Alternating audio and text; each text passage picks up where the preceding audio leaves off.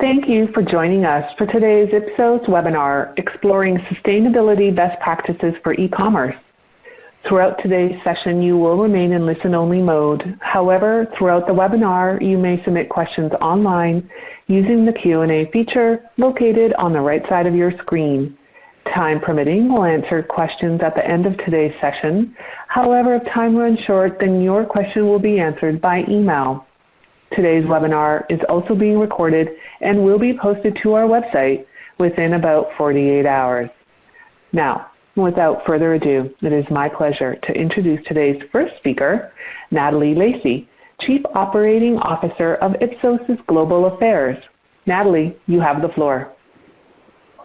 Great. Thank you very much, Ellen. And just to reiterate our appreciation for everyone taking the time to spend with us today to walk through the issue of sustainability and in particular the say-do gap. This webinar is the second in a series of webinars where we're looking at how the consumer is reacting to sustainability, the impact of sustainability on reputation and brand, and also how we will further explore the future of the sustainable consumer moving forward in the rest of the post-COVID era. I'm giving this presentation today with my colleague Ian Payne. Ian, are you with us? I am. Thanks, Natalie. Hello, everybody. Great, thank you. Ian is kindly joining us from the UK. He is head of packaging at Ipsos, and I am part of our Global Affairs division based in Washington, D.C.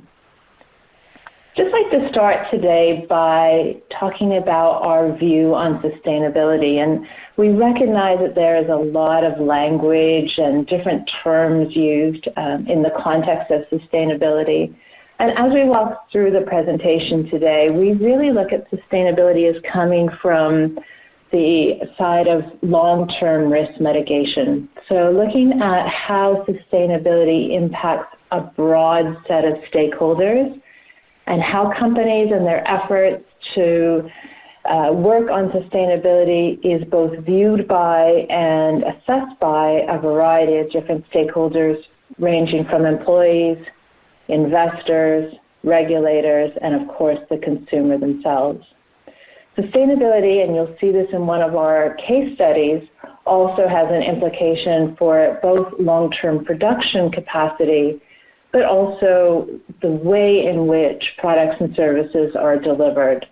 So whether it be looking at resource depletion or the management of resources or how those resources are allocated is really all part of the sustainability discussion. And a lot of that is driven by this integration of the citizen and consumer. And I think Ian and I speaking today are in some ways a good representation of that.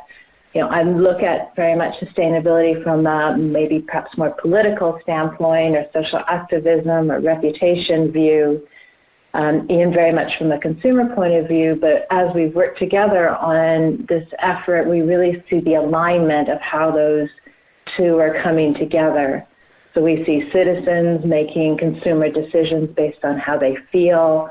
We see it influencing brand perceptions and in some ways really reflecting in the way that they act and behave. And we have some slides today that will talk to that, but also a broader deck of information that really shows that both integration, alignment, and some cases, and this is really at the heart of today's discussion, a gap between those two. So a citizen may feel like they want to behave a certain way or act in a certain way, and today we're going to show you some ways in which we can understand that gap between the views and then the behaviors, or what's commonly or often referred to as the say-do gap. Ipsos, as I said, has produced a lot of material around sustainability beyond this webinar that we're happy to share. So whether it be views on a throwaway world, where we'll show you some of that today on the views of plastics and how people are reacting, or whether it's about the process by which people make decisions and how they move through the decision process. We also have relationships where we advance our knowledge on sustainability through things like organizations such as the World Economic Forum or the Innovation Forum. We're speaking at their conference next week on sustainable fashion, and also working with organizations such as the Social Progress Imperative to understand how the variation in sustainable behaviors can impact actions and feedback within a country. We also have several case studies, and I'm going to show you a few of those today, but we have a much broader set that illustrates both our depth of experience and the way in which we approach sustainability as a research challenge. The first, and this is publicly available, so hence I can share it with you today, is work that we've done with Tetra Pak on a global brand strategy. And I think this one's really interesting because it talks about the alignment of the consumer language to how you can build and align on the brand promise. So we've worked with Tetra Pak, and again, this is publicly shareable, to really understand how the consumer is reacting to different packaging types, but more importantly, how that flows through into both the meaning of the brand promise and how that is developed. You know, one of the things as we've explored this both in qualitative or quantitative or a variety of different methods is really the language that's used in sustainability can sometimes be quite complicated for consumers or citizens. So being able to connect the language and the way in which this is delivered is really critical to the ability to successfully communicate efforts. A slightly different case study, and so I wanted to share with you, is the work we've done over the years with Mondelez. And this one speaks more to the importance of sustainability in the supply chain and understanding how corporate efforts in improving the supply chain is reflected in the impact at a local level. So in this case, we're looking at the Cocoa Life program and the way in which that actually impacts farmers that touch the Mondelez business. So we have, as I said, a whole series of case studies, and Ian will talk specifically about how we can execute in different ways on that say-do gap beyond the two case studies in which I just shared with you. So obviously we have in some ways some research which is pre-pandemic, and I'm also going to share with you some hot off the press research that we released today for Earth Day. So if we can look, for example, how consumers view the responsibility of manufacturers towards recycling and packaging, you can see about 1 in 2 globally believe that manufacturers should be obliged to help with recycling and reuse of packaging. And you can see there's actually quite a wide variation by country, particularly strong in Mexico, Chile, Brazil, Turkey, and a little bit less so in some other markets, such as South Korea or Japan. We also have sought to understand the say-do gap through a variety of ways. And this is a question we put forward in the U.S. a few months ago, where we asked people about their desire to live more sustainable, but whether or not it's actually practical. And we find actually a split, about half and half, say that in fact they do want to execute their consumerism in a more sustainable way, but that the practicality can be quite difficult. And we have actually a whole series on this in terms of motivations and indexes in terms of behaviors. This was also released today, conducted sort of end of February, early March, looking at the types of things that consumers are willing to do to limit or make a contribution, positive contribution to climate change. And we see the number one response is avoiding products which have a lot of packaging. We look at the whole concept of reuse and the circular economy becoming increasingly popular. It's actually something we're exploring in our COVID research right now, and the extent to which some of the attitudes and behaviors may be influenced on reuse and circular economy. Saving for energy, recycling, and you can see at the bottom some of the lesser popular items such as eating less meat or eating fewer dairy products. But let me just share with you a few of the pieces of information we've just put out, as I said today. So this was research that came out of the field on Monday, so 2 days ago, in terms of receiving the data. This is across 14 countries, and we asked people, how are you feeling today? And you can see that about 1 in 3 say that they're actually hopeful to see how the environment is improving during this time. I'm not actually showing the trends here. We've asked this question for 3 waves. Just out of interest, the impatient to get back to normal life has actually increased by 7 points since last week. And the percent who actually say they're bored, maybe not directly related to sustainability, but just of interest, has gone up by 6 points. So we are seeing quite a bit of change across these emotional statements as we continue through our polling and the phases of this pandemic. So one of the questions we asked over the weekend was, in the long run, climate change is at least as serious a crisis as COVID-19. And you see actually in all of the markets that the majority actually agree that climate change is at least as serious as what we're going through right now. Globally it's 71%, highest in China, Mexico, and India, slightly lower in Canada, Australia, and the US. But we found this really interesting, that the perception and the degree to which climate change is perceived as such a serious issue across all markets. Related to that, we see that governments should focus on helping the economy to recover first and foremost, even if that means taking actions that are bad for the environment. And you see, in fact, less than a majority globally agree with this. So less than a majority say that the environment should be sacrificed at the expense of economic recovery. And if we keep going through a few more, and these are all available, I'm happy to share the link with you of what we released today. We're also investigating potential changes in behavior, such as seeking out products that are healthier or better for the environment. And here you see widespread agreement at over 70% in nearly all markets, and about 1 in 4 who actually say that they strongly agree with this statement. We've also, of course, looked at some other elements with respect to hope and how people might behave moving forward. So in this case, we've talked about news stories about how the air is cleaner, cleaner water is another climate change. And I think of particular interest is the one at the bottom, which says, this makes me believe that climate change is not real, and you see very few agreeing with that. So overall, across these data points, we see both the imperative, the importance, and in some ways the willingness to take action on both sustainability and some of the more consumer outputs or behaviors. And we're seeing that across the board, as I said, not just in some of the polling research, but also in some of our other community and conversations and social media. And on that, I'm going to just wrap up with a few of the key points. As we said, the global change, as important as and serious, the fact that governments have a compelling reason to act, that there's an expectation of a green recovery, and in fact there's many other data points associated with this that we'd be happy to share.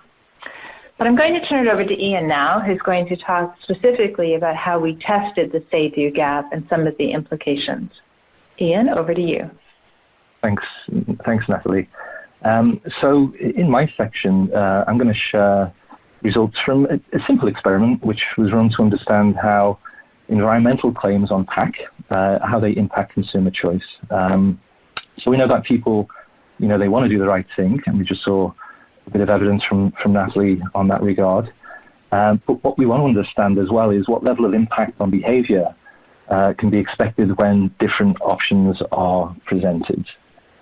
So as Natalie mentioned, I look after our pack testing offer at Ipsos. So to give some sort of context around the situation, I would say, we're in a period where manufacturers are doing more with packaging. You can see from the frame here that some initiatives are perhaps less disruptive and therefore easier to adopt.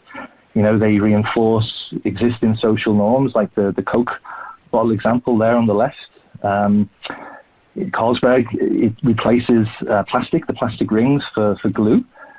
So we're making things very easy for consumers there to adopt and to change their choice potentially. But of course, there are also more sort of transformational examples as well, where, especially on the right-hand side there, it's a pretty true statement. Toothpaste reinvented, and that's an example of a product which is in a new format, in a new pack, sold directly to consumers through e-commerce, which really asks questions of consumers and forces different behaviors. So we're in a space which is fairly nuanced, I would say.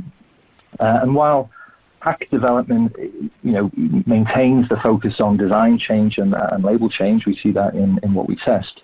We're also seeing increasingly manufacturers adopting new initiatives and testing new initiatives, which are really about, I guess, in the end, showing responsibility to the market, showing leadership, and also, being more competitive in a world where there are insurgent brands, there are direct-to-consumer models and disruption around that, and of course, there are very good reasons to compete in e-commerce as well. Not just now in the period that we're in, but longer term. So we're in a space which is increasingly nuanced, and we can argue that we're in also a time of opportunity for brands as well and manufacturers. There's a kind of a win-win potential out there for consumers, for retailers, and of course for manufacturers. And again, this is not something which has happened overnight. We've had a steady build to this, but for sure, most recently we've seen, I think, pack taking much more of a central role. Now, what you see on the slide here is a pretty utopian view, arguably, from a manufacturer's perspective, but what it is a clear demonstration of corporate ambition. So Unilever, for example, have announced and confirmed by 2025 they're going to halve their use of new plastic, of virgin plastic. And they'll do that by reduction, of course, in absolute use, but also through use of recycled plastic and other materials. But in the end, that's just a massive commitment for a company of the scale of Unilever, who deliver their products in a safe way, in a convenient and economical way, with plastic being, very much central to the supply chain. And they can only get to that point with, quite significant development. And this type of development that you see on screen here, it's available in my market, is a way where, they've innovated the product, they've leveraged the primary pack so it can be reused, and they claim, lifetime use there. And they've also concentrated the product into a refill. It's a clear demonstration of how companies like Unilever, and of course many other companies besides them, are taking the agenda to consumers and enabling them to act responsibly and a little bit differently, to invest a bit of their time as well. Despite those very sort of high aspirations, executional, still matters. The executional factors still matter. Shoppers are still only going to give us a few seconds in a household cleaning category to make a consideration and make a choice. So these types of initiatives still need to be delivered in a way which allows them to cut through, which, if they get through the door and achieve distribution, once they're there, are able to cut through at shelf. All of these things, of course, still matter, no matter what the level of disruption and innovation being offered by our clients' new initiatives. And to test that, we want to make sure that we can test it in a realistic way, because, as Natalie mentioned, if we want to talk about behavior, we want to make sure to be able to measure that behavior in a close to real environment, even in a laboratory situation, essentially through a survey or through a respondent experience. And we do that, with the objective to have confidence in the advice that we're giving to our clients, in order that they, of course, make the right decision. Changes in pack, do tend to be associated with risk rather than opportunity, historically, and the implication of design which is not optimized can be really quite significant in the long term. It's therefore essential that we offer solutions which present packaging and the competitive context and the environment of shopping in the most realistic way we can, either online in this case, or indeed offline when the situation requires. So what we're talking about today is a behavioral framework which is applied to a particular channel, which is really all about trying to understand how packaging impacts choice. Our design team, are used to representing reality of whichever channel is of interest. That can go all the way through to, for example, including feedback. In the OTC example, top right there, we've actually got an avatar who can give back and forth communication to our respondents, give advice based on the questions that they ask. Again, the intention is really to make the whole experience as realistic as possible. So to our case study, again, we've been a little bit creative here. So the people that design our shelves are also able to design packs, and you can see the example that we have here on screen. We wanted to test the impact of environmental claims with two basic objectives. So, is there an impact, and how big is it? And can environmental claims support a price premium, which is often, the key question that we're asked. Of course, consumers, they want to do good. They don't want to make any compromise in terms of functionality and core benefits, and actually they don't want to compromise in terms of price either. Manufacturers are compelled to compete, and when we're developing initiatives and when we're testing those initiatives, we need to make sure that we maximize the return of the investment. And of course, to do that, we want to make sure that we can test different scenarios. So we wanted to include that in our case study here. As well, as you can see, we're pretty black and white. So on the left-hand side is our control packaging, which is a fictitious brand called Sustain, which we developed. The packaging is unique and totally applied to this particular initiative. So this is the control example. We wanted to see what was the impact with the situation where we go from a non-claim scenario to something which is quite heavily claimed. So on the right-hand side of the screen here, you can see that we are rather focused in our environmental claims. It's very much core to the proposition. We're talking ocean plastic in the main label. And towards the top of the band there, we'll also mention some other environmental benefits. So to be clear, we're pretty black and white here. We're not testing shades of grey between one scenario and the other. So learnings are relevant to this case. We tested in the US. We use large samples with this type of methodology because we want to measure behavior. And if we're giving people choices, that really ultimately needs quite a significant base. So we've got as many as 2,000 people in our survey here. Now, on the right screen, you can see that the link is broken. So I'm just going to try and break out of this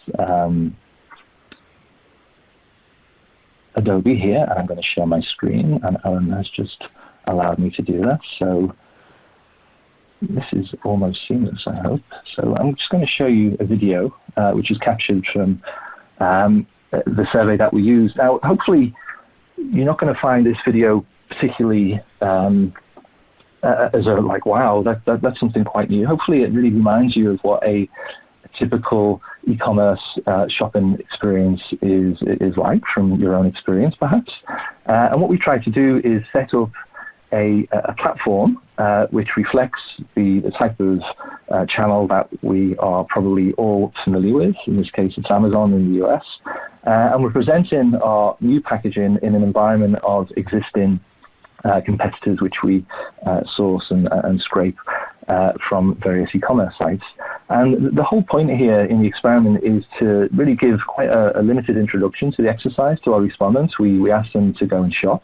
And as you've just seen through the video, they shop in a way which is very typical from the types of behaviors that we're well used to. We want to bring all the functionality that's relevant to choices. We want to allow people to dig into whichever product is of interest and be exposed to the type of messages that go on to make up a typical pack to purchase ultimately and go on to contribute to a decision. So that's the experiment now, Alan. I think I'm going to go back into the presentation. So it's just loading on my screen, and hopefully it's going to load on your screen as well. So that wasn't too bad, I think, going from Adobe to my desktop and back again. So that's the experiment you see in the video, and it is all about trying to replicate in an experimental situation, the type of behaviors that, ultimately are going to be exhibited in real life. Just from a survey methodology standpoint, we tested a number of cells, as you can see here. So according to the objectives, we want to understand the impact of claims, but also we want to understand the impact of price. So we've gone from a parity price situation, $4.25, all the way up to $5.25 for our new claim cell. So we did mention that it's a behavioral survey, but also it includes some traditional questions that we are all familiar with, and we can see a couple of examples of that in the next few charts.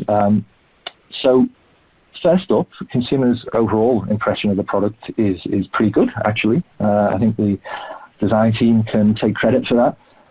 So from a kind of 5-star rating that you see here, 2/3 top box, a third of people are giving it 5 stars, and our average rating that you don't see on the chart here is 4.0 in the best case.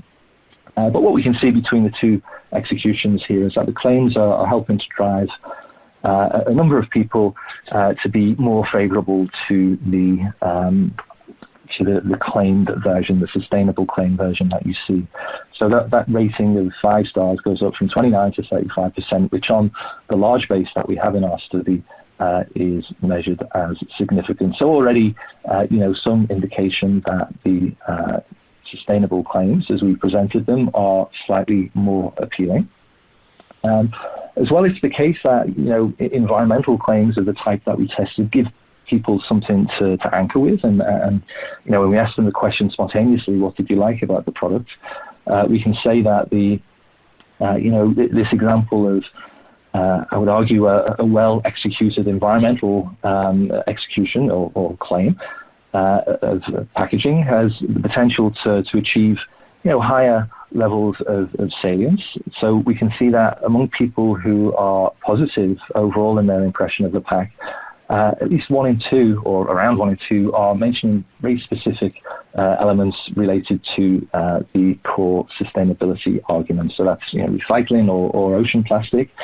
And so you've got a proposition which is well received overall versus the control, but also is able to or likely to generate some salience around the particular issues that it's pushing. So that's a kind of positive indication as well that we're moving in the right direction.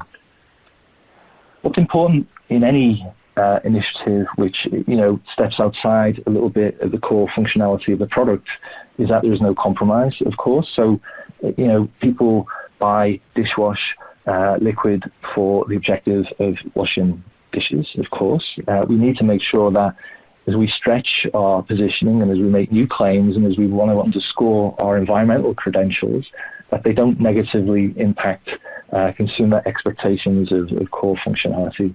And we can see here that you get the biggest lift, the biggest boost, as might be expected, on issues around recycling, less plastic, recycled ocean plastic, and I think there's another one as well, it's better for the environment.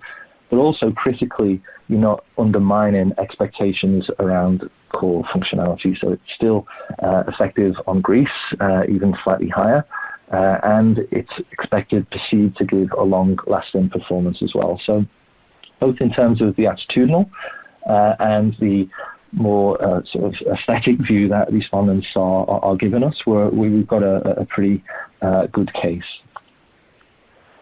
And finally, just in terms of the survey measures, we can even dig in and ask around specific claims and which ones are the most motivating. And of course, that's going to help reassure and reinforce the design team on the direction that they want to take. As we can see here, the more tangible claim about recycled ocean plastic is the most compelling. Quite understandable given the extra sort of push it's had in the design. So that's the more attitudinal view. What we want to really give confidence on, and what we want to support from a decision-making perspective, is whether those positive sentiments, which we kind of can plan for and expect already, given that people from our attitudinal data, we see that they want to do good, they want to behave responsibly, but are we able to translate that into behavior? And really the only way to do that in a test situation is to measure it. And this is really where we see an interesting perspective. So bear in mind that this isn't a forecast of total achievable trial. We're not forecasting volumes here. We can do, but in this experiment we haven't done that. But nevertheless, the behavior that we've measured really points towards a quite positive outlook for the benefits of the sustainability claim, but also for the reason that we're able to support even some level of price increase as well. So what we see from the penetration measure that we've made through our exercise that you saw in the video there, is that from a situation of launching a new unknown brand in a rather competitive marketplace, as we saw represented in the channel, we've gone from achieving a 1% penetration in a first purchase occasion that we gave people with the no claim variety, all the way through to a significantly different 3% at parity pricing. So you've got an issue here which is sort of well executed in terms of the packaging, is well communicated in terms of the associations that people are making, doesn't compromise both in terms of core efficacy expectations, but also at the $4.25 price point in terms of price too. If you are able to put that together and go from a quite a significant jump in terms of no claim versus quite motivating claims, we can see that behavior is impacted at a significant level at parity pricing. You can also, in this case, even although we're talking more directional measurements here, we can see that with a $4.75 price point, we're actually as well at least as at the level of penetration, even at a premium price as we are in the control situation. Only as we get to the kind of $5.25 price point that we measured do we see a difference or a parity performance in terms of the penetration measure that we have there. So this is showing that we have a proposition which is building equities in terms of specific points of difference around the packaging, as well as that it's appreciated for the points that we disclosed there. But importantly, at a behavioral level, it's also impacting in a positive way in terms of the choices that people are making in a very realistic environment that we presented here. So it's important, therefore, as you develop propositions and develop packaging in this case, it's important to test and learn and design experiments which really are intended to provide all of the noise and the clutter that we are regularly exposed to when we make our choices. We don't overexpose in this case. We haven't presented a concept. We simply present proposition and understand the choices that people are making. The underlying simplicity of this approach doesn't undermine the validity. We're asking people to do a very familiar task, and we're measuring what they do as a function of that. But this is a really important step in an important area of development that we've prefaced, because, as I said, we see manufacturers make really significant steps in the initiatives that they're considering and also the initiatives that they're launching. So in this case, we have a good outlook that we've seen and that I've just described. So as we kind of wrap up here, what comes next? We're living in a period of change, of course, and nobody with any certainty knows how long that is going to last for. I was on a presentation, a webinar from my colleagues today in China who are, I think, based on the data, further along the curve than most of us in terms of the impact of COVID-19. But even at this point in time, I think this data is from this month, we're seeing the indication that, in terms of values from a social aspect, whether you're more kind of health conscious, whether you are placing emphasis on peace and tranquility, whether you are particularly family-oriented. We're seeing already signs of an impact on Chinese citizens and consumers around the way they reflect on their own life and the social aspect of that life. 64%, two-thirds of people are affected by that. Obviously, we're in the kind of height of the epidemic, and that may change over time, but clearly we are in a period of disruption, and as a function of that, opportunity and potential for innovation. We have lots of learnings to share from around the world, and that China example is just one case in point. More broadly, though, I hope you've seen through application, both in the experiment that I shared, but also some of the points and case studies that Natalie shared, that we do try and approach our citizens and our consumers from a holistic level, where, if we want to talk about the performance of PAC, we better do that in a way which, first of all, is realistic, but also is cognizant of the implications and the motivations that people have. We want to do that at various stages of adoption as well, of course, and get at both the executional factors, but also at the underlying elements which will define a brand and define the role of packaging as our clients will renovate and innovate around PAC. So we really are focused on that broader and holistic view of our initiatives that we share and participate in. The data that you've seen comes from 15 countries for the COVID tracker, but that's supplemented, of course, by additional intelligence from social media and social intelligence analytics, as you see represented there in the detail. And as well, we're leveraging online communities around the world as well to give that in-the-moment deeper view on how the situation is impacting our respondents and our citizens and our consumers. So hopefully you've seen some perspective around how sustainability is very much part of what we do from a sort of citizen corporate perspective, but also on the ground in terms of how we act on that and experiment around that to guide our clients in hopefully the right way as a function of good experimentation and really robust and realistic environments. So that, I think, is the end of today's webinar. So I wish to say thank you as well. I'm sure Natalie I can speak on your behalf as well. Do we have any questions? We do have a question, Ian, if you would like to just give a comment on whether you think actually that we will see a change in consumer attitudes and behaviors in the coming months, and will those actually in some way sustain themselves in long term? I caveat the answer with this is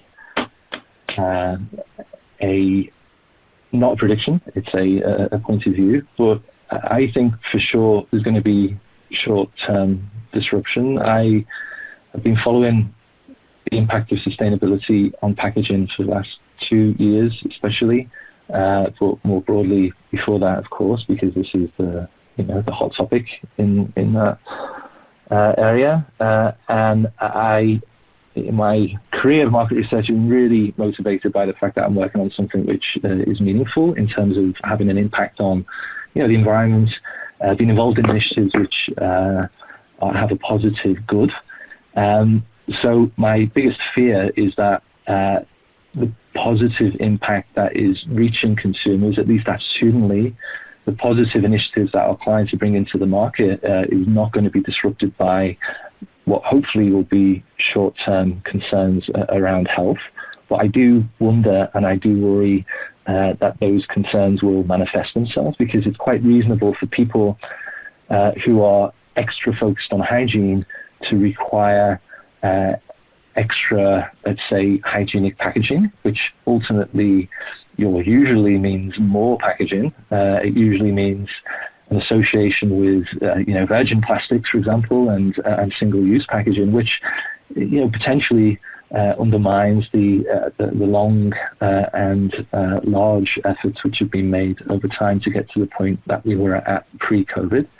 So I think it's quite reasonable that people's motivations will focus on health, focus on their family, focus on their own well-being, at least for a short term, and maybe push off the longer term impact of climate change concern, of environmental concern, to a later date. Now, hopefully that will just be short-term disruption, if indeed it does manifest itself.